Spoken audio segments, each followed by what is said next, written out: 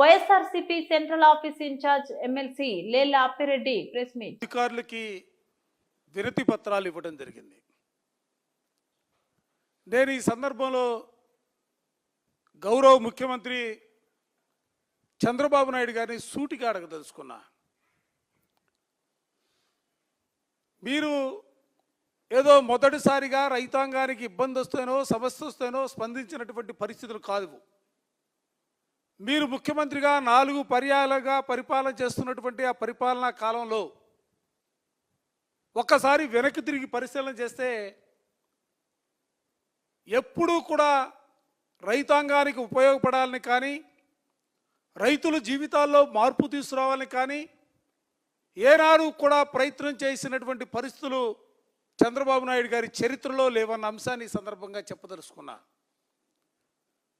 ఎందుకంటే ఆయన మనసులోని మాట అంతకుముందు ఎప్పుడో చెప్పారు, వ్యవసాయం దండగా.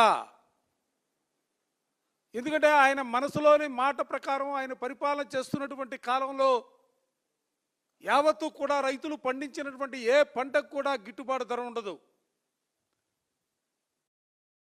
రైతాంగానికి సంబంధించి సకాలంలో వాళ్ళకు కావలసినటువంటి కనీస సౌకర్యాలు అందించడానికి ప్రభుత్వాలు పనిచేయవు. నేను అడుగుతా ఉన్నా, ఈ రాష్ట్రంలో ముఖ్యమంత్రిగా పరిపాలన చేసి 15 నెలలకు అవస్థ ఉందే. ఈ 15 నెలల కాలంలో రైతులు పండించినటువంటి పంటకు సంబంధించి మిర్చిని తీసుకున్నా, పొగాకుని తీసుకున్నా, మామిడిని తీసుకున్నా, ఉల్లిపాయలు తీసుకున్నా, లేకపోతే రైతాంగం పండించినటువంటి ఏ పంటకు సంబంధించైనా కూడా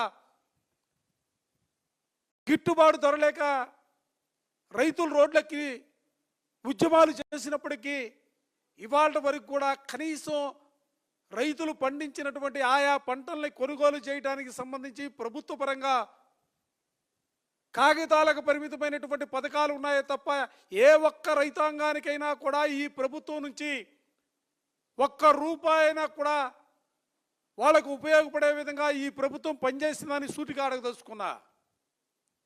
ఏమి ఎక్కడా కూడా లేదు. ఏ ఒక్క రైతుకు ఉపయోగపడాలనే ఆలోచన లేదు.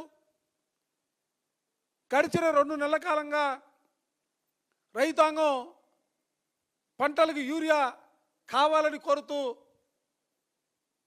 గంటల తరబడిగా క్యూ లైన్లో నుంచొని సంఖ్యలో రైతాంగం నిలబడి యూరియా కోసం 2 నెలల కాలంగా వాళ్ళు, ఎందుకంటే రైతులు శాంతమూర్తులు, ప్రశాంతమైనటువంటి వాతావరణంలో వాళ్ళు లైన్లో నిలబడి గంటల కొద్దీ లైన్లో నిలబడి ప్రభుత్వం వైపు చేతులు చాచి అడుగుతున్నా కూడా యూరియాని సప్లై చేయడంలో ఘోరంగా వైఫల్యం చెందినటువంటి పరిస్థితులు. చంద్రబాబు నాయుడు గారు మీరు ఆలోచన చేయాలా. ఇవాళ సమాజానికి పట్టెడన్నం పెట్టే రైతన్న